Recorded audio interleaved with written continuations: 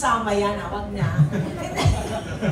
And then, as young as, probably, I was 8, 9, 10 years old. I recall that nandun ako sa hagdanan namin na makinis, na lagi pinuploorwaxan ng tatay ko. Nakaupo ako doon kasi nililinis ko. Oo, na kulay pula pa, floorwax. Nagganyan ako, naglilinis, ganyan. I remember myself praying. Sabi ko, God, Heavenly Father, I want to marry at an early age, and please provide me a good husband who is God-fearing, who loves you, who is a hard worker, ganyan-ganyan. Binigay sa akin. So he hit all the Pero marks. nung nag-meet kami, hindi ko alam na siya pala yung pinoprovide ng Panginoong Diyos sa akin. So binigay naman, matalino, ang sipa, di ba? Guwapo. Guwapo.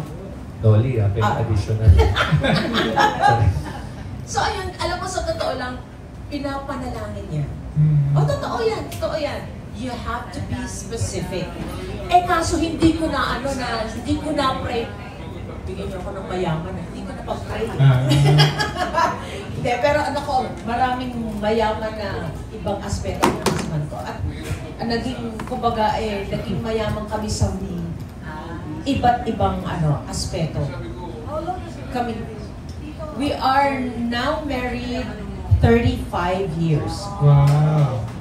So, ika-count nyo yung nag-start kami, nag-dating or sweethearts, 40 years na po kami. Oh. Di ba? Parang 40 years. Alright, last question for me. Ano yun? Last question. In 40 years that you've been in the industry, who are you mostly thankful for? Who? Who are you thankful for? Of course, I'm thankful to my Heavenly Father. I'm thankful to God. I'm thankful to His only begotten Son, Jesus Christ, that I am still here. We are still here. We are still, we still get to do the things that we love to do. There are just some restrictions, like, we cannot do arduous physical activities, like, we cannot do hiking anymore, but it's only hiking, or at least we can still drive ng mga short distances, pero sa Amerika, not here. Kasi dito, di ba dito ka talagang dapat magaling ka, ligon ka gano'n, kasi may motor dito, may kakat dito, may gano'n.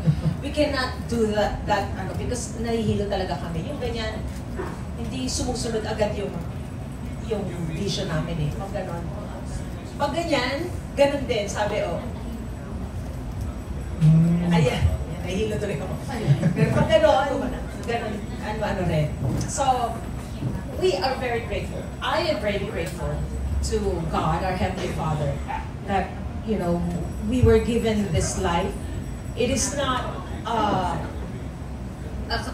tawag mo doon, hindi magarbong buhay.